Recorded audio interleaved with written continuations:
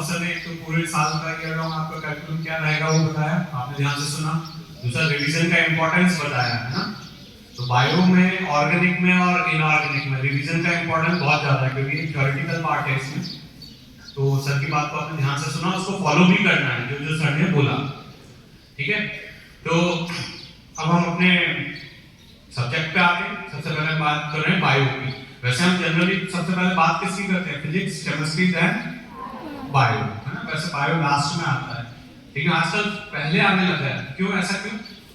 क्योंकि इस बार paper tough आ गया था। सुना होगा आपने अपनी दीदियों से और भैयाओं से ना कि पेपर टफ आ गया था। तो वो इसलिए कि 3 साल तो लगातार क्या था, कोविड इफेक्ट था। तो चलो जैसे जैसे पास कर देते हैं बच्चों को, है ना, सिंपल सिंपल पेपर लिखकर। और एम्स का एग्जाम बंद हो ही गया है, तो अब एआर क्वेश्चंस भी आने लगते हैं बायो में, स्टेटमेंट भी आने लगते हैं। तो लगभग ऐसा ही पेपर अब नेक्स्ट ईयर भी और इस साल भी रहने की उम्मीद है। तो हम सब उसकी तैयारी कर रहे हैं, राइट। तो एक बड़े इंस्टीट्यूट में पढ़ने का ये फायदा होता है कि कोई भी चेंजेस लाने होते हैं तुरंत चेंजेस आ जाते हैं, है ना। कोई बुकलेट आनी है, कोई नया पैटर्न आया है, तुरंत 7 दिन के अंदर अंदर सारा पैटर्न चेंज कर देते हैं, राइट। तो हम बात करेंगे बायो की। तो आपका बायो फेवरेट टॉपिक सब्जेक्ट है या नहीं है? तो मैथ्स कमजोर थी इसलिए बायो ले लिया था, है ना। फेवरेट नहीं भी हो तो भी कोई बात नहीं, क्योंकि आपने डॉक्टर बनने का सपना देखा है और उसके लिए तो आपको लाइफ टाइम बायो तो पढ़ना ही पड़ेगा, ठीक है। और बायो नीट में 50% है, आप जानते हैं, तो इस पे फोकस करें, ठीक है। इसमें बायो में भी जूलॉजी और बॉटनी में ज्यादा इंटरेस्ट किसमें आता है आपको? जूलॉजी। तो एक सुर में बोलते हैं सब जूलॉजी में, है ना। मतलब नेचर से और प्लांट से, इनसे किसी को कोई प्यार नहीं है, है कुछ लोगों को है, ठीक है। तो देखिए नीट में जूलॉजी और बॉटनी दोनों का 50-50% वेटेज है ना। आजकल तो डिफरेंट हो गया बिल्कुल कि पेपर आएगा, जूलॉजी का पेपर होगा, 50 क्वेश्चन किसके आएंगे? बॉटनी के आएंगे, है ना। तो नीट का जो एग्जाम है आपके इंटरेस्ट का एग्जाम नहीं है कि हमें तो जूलॉजी में मजा आता है तो 100 क्वेश्चन जूलॉजी के दे दो आपको, है ना, हमें नहीं करना बॉटनी, ऐसा नहीं है, है ना। 50 क्वेश्चन बॉटनी और 50 जूलॉजी। तो हमें दोनों ही, बॉटनी हो चाहे जूलॉजी, इंटरेस्टिंग लगे चाहे नहीं लगे, ठीक है। आपको दोनों को इक्वल वेटेज देना है, बॉटनी और जूलॉजी को दोनों को एक समान रखना है, बिल्कुल पढ़ना है बिल्कुल, ठीक है। तो दोनों में, और आप जैसे जैसे बॉटनी भी पढ़ना शुरू करेंगे उसमें भी इंटरेस्ट आना शुरू हो जाएगा, ठीक है। इसके बाद आपके 50% सिलेबस आपका 11th के बॉटनी बायो से आता है और 50% सिलेबस 12th बायो से आता है। तो 50% तो आपका 100% सही हो ही गया है, बिल्कुल हो गया। 50% 11th वाला पार्ट तो स्ट्रांग हो ही गया ना अपना। आवाज थोड़ी कम आ रही है, मतलब कहीं ना कहीं कमी रह गई है ना, कोई बात नहीं। आपको सर ने बताया कि 12th में आपके एमसीक्यूज में हम 11th का पूरा सिलेबस क्लास में रिवाइज करवाएंगे, अच्छे से पढ़वाएंगे, ठीक है। तो आपको उस समय ज्यादा अलर्ट रह के पढ़ना है, क्योंकि जो कभी 11th में रह गई वो 12th में नहीं रहनी चाहिए, ठीक है। तो इसके बाद तो डायरेक्ट आपको एग्जाम देना है, हाँ। तो लेकिन उसके लिए थोड़ा सा डिसिप्लिन चाहिए होगा, क्या कि क्लास मिस नहीं करनी है, हमें सारी क्लासेस अटेंड करनी है, चाहे 12th के चैप्टर पढ़ाए जा रहे हो या क्लास में 11th के चैप्टर पढ़ाए जा रहे हो, आपको सारी क्लासेस अटेंड करनी है, ओके। कुछ बच्चों को ऐसा लगेगा कि यार ये चैप्टर तो हमारे पढ़े हुए, क्यों टाइम वेस्ट करेंगे, तो हम घर जाके आधे घंटे में रिवाइज कर लेंगे, 1 घंटे में रिवाइज कर लेंगे, यहाँ तो बहुत देर लगा रहे हैं क्लास में। लेकिन आप मान के चलिए फिजिक्स में, केमिस्ट्री में, बायो में जो आपको 11th का ही पार्ट दोबारा पढ़ाया जाएगा और थोड़ा लेवल इंक्रीज करके पढ़ाया जाएगा, ठीक है। और जो वैसे भी आपके सामने सर बोलते रहेंगे, रिवाइज कराते रहेंगे क्लास में, तो जो सुना हुआ होता है वो लंबे समय तक याद रहता है ना। तो क्लास अटेंड करें, उससे आपका रिवीजन भी होगा, चीजें याद रहेंगी, कुछ नई बातें भी जानने को मिलेंगी। तो क्लास बिल्कुल भी मिस नहीं करनी। और भी हमें डिसिप्लिन की तो और भी जरूरत पड़ेगी, जैसे हमने आपका अटेंडेंस मॉनिटरिंग भी सिस्टम जो है उसको और स्ट्रॉन्ग कर दिया है, ठीक है। पहले तो हम हो जाता था कि अटेंडेंस हुआ, अब आपके अगर आप क्लास नहीं आ रहे हैं या बीच में क्लास छोड़ के चले जा रहे हैं, अपने घर चले गए, तो पहले आपके पास मैसेज तो पहले भी आते थे, लेकिन अब आपके मैसेज के साथ साथ कॉल भी आएंगे, आपके पेरेंट्स को कॉल जाएगा कि आज बच्चे ने क्लास छोड़ दी है या क्लास में बीच में से भाग गए हैं। पेरेंट्स के पास कॉल भी आएंगे, ठीक है, बस पेरेंट्स से रिक्वेस्ट है कि चेक कर ले कि बच्चों ने नंबर तो सही भरा है ना। हाँ, तो इस बार अच्छे से मॉनिटरिंग की जाएगी आपके अटेंडेंस की। इसके बाद हम बात करेंगे कि मेन हम अपने टॉपिक पे आते हैं, बायो पर। तो बच्चों, बायो आप जानते हैं कि लेंथी होता है ना, लेंथी सब्जेक्ट है और 50% नीट में बायो ही है, लेंथी तो और होना ही। लेकिन अगर आप बायो को प्रॉपर टाइम देंगे, बायो का प्रॉपर रिवीजन करेंगे टाइम टू टाइम, तो बायो में आप 360 आउट ऑफ 360 मार्क्स भी इजीली ला सकते हैं, है ना। लेकिन प्रॉपर टाइम देंगे। पहले होता था कि बायो में आप कम समय देते थे लेकिन मार्क्स ज्यादा आते थे। स्कूल में भी ऐसे होता था कि बायो में थोड़ा समय देते हैं और मार्क्स तो बहुत सारे आ जाते हैं, तो लास्ट में पढ़ लेंगे। लेकिन अब नीट के लिए ऐसा नहीं होगा। नीट में तो है कि बायो को आप जितना समय देंगे उतने ही आपके मार्क्स आएंगे। क्लियर? तो वेटेज के अकॉर्डिंग घर पे आपको बायो को वेटेज टाइम देना है, तभी आपके मार्क्स आएंगे। ऐसा नहीं होता सर बायो में मार्क्स नहीं आ रहे, अरे भाई पढ़ोगे तो मार्क्स आएंगे ना, बायो पढ़ना भी पड़ेगा मार्क्स के लिए। क्लियर? हम बात करें कि कौन कौन सा स्टडी मटेरियल देंगे। देखिए, हमें ज्यादा किसी एक्स्ट्रा या आउटसाइड के स्टडी मटेरियल की कोई जरूरत नहीं है। जो भी स्टडी मटेरियल चाहिए होगा आपको हम समय समय पर प्रोवाइड कराते रहेंगे, क्योंकि नीट का एग्जाम है ना, और इसमें सब कुछ फिक्स है, सिलेबस फिक्स है कि भाई कहां से क्वेश्चन आ रहे हैं ये भी फिक्स है। तो हम समय समय पर आपको सारा स्टडी मटेरियल प्रोवाइड कराएंगे। कोई भी एक्स्ट्रा मटेरियल की आपको कोई नीड नहीं है। जैसे बायोलॉजी में हम आपको क्या देंगे, एनसीआर देंगे, जिससे आप एनसीआर का कंप्लीट रिवीजन कर पाएंगे। इसी तरह से एक्स्ट्रा एक नई बुकलेट हमने बनाई है, उसमें सारे आपके न्यू पैटर्न के क्वेश्चंस होंगे, एआर क्वेश्चंस होंगे, असिस्टेंट बेस्ड होंगे और स्टेटमेंट 1 स्टेटमेंट 2 वाले क्वेश्चंस होंगे, है ना। तो ये बुकलेट आपको दिया जाएगा। इसी तरह बायोलॉजी एट ए ग्लांस मिलेगा, बॉटनी और जूलॉजी का, जिसमें ऑब्जेक्टिव क्वेश्चन होंगे क्वेश्चन प्रैक्टिस के लिए। ऐसे आपको रेसेस दी जाती हैं, आप जानते ही हैं। तो साथ में आपको क्या मिल रहा है, मॉड्यूल्स, है ना। तो मॉड्यूल्स को आपके लास्ट ईयर से और ज्यादा अच्छा किया गया है और ज्यादा एनसीईआरटी फ्रेंडली बनाया गया है उसे, ठीक है।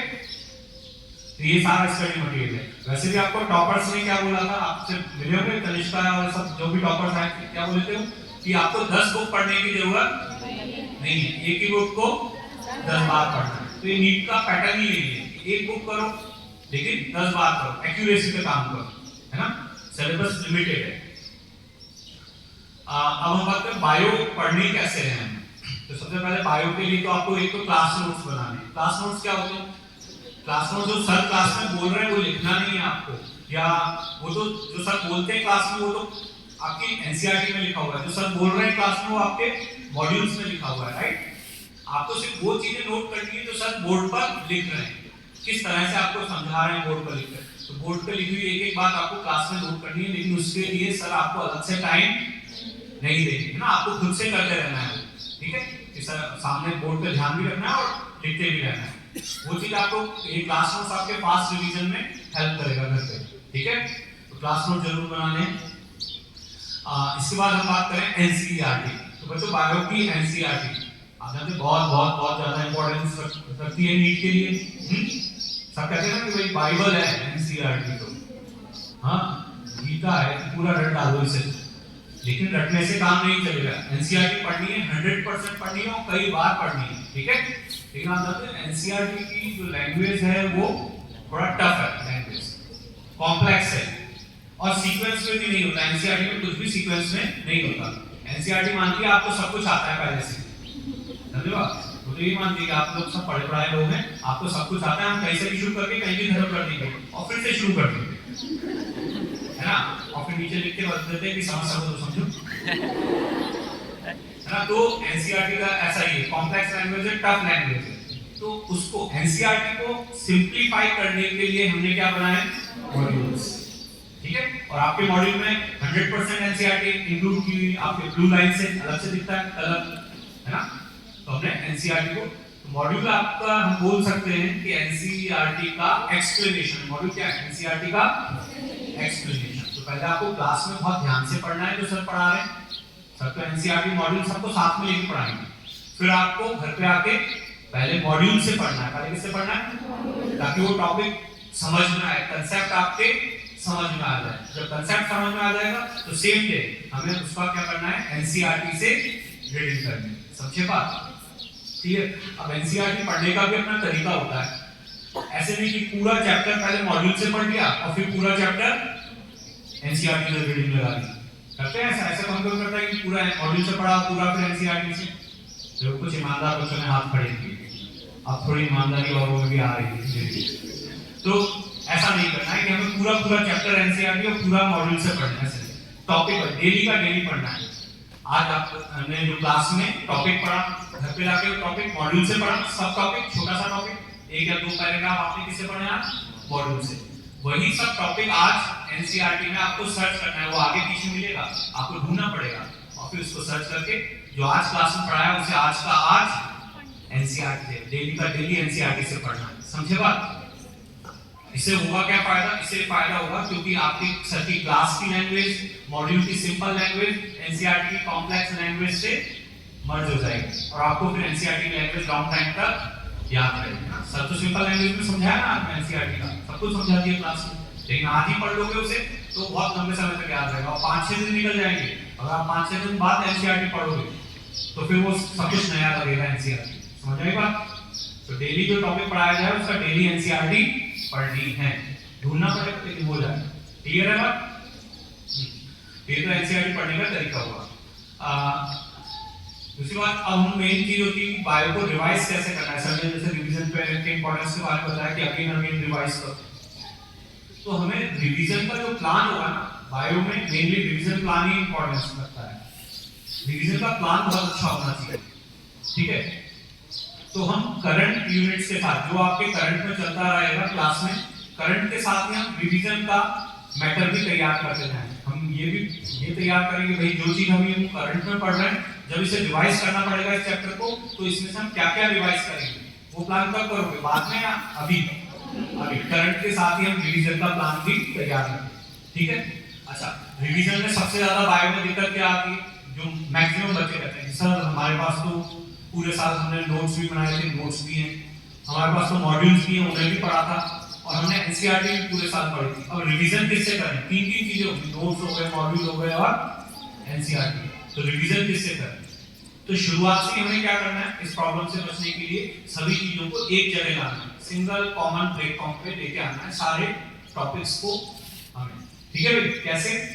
जो क्लास में पढ़ा और मॉड्यूल्स आपने नोट्स में लिखा है या मॉड्यूल्स में लिखा हुआ है, वो सारा काम ऐड कर लो एनसीईआरटी में, ठीक है? आप एनसीईआरटी पढ़ रहे हैं और नोट्स की कोई इंपॉर्टेंट अलग बात होगी या मॉड्यूल में कोई इंपॉर्टेंट अलग से एक्स्ट्रा बात है, वो सारी चीजें कहां नोट कर लो?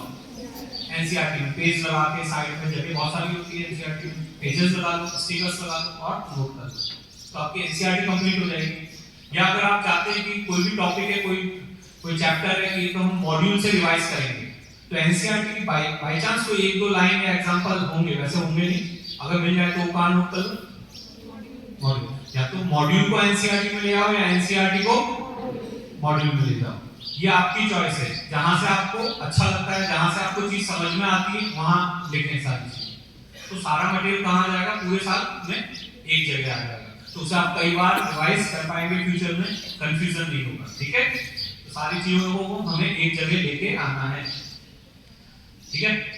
नेक्स्ट हमें क्या करना है? अब हम सारा चीज एक जगह इकट्ठा कर लिया हमने मैटर कि हमें एनसीईआरटी से या हमें मॉड्यूल से रिवाइज करना है, जो भी आपने डिसाइड किया।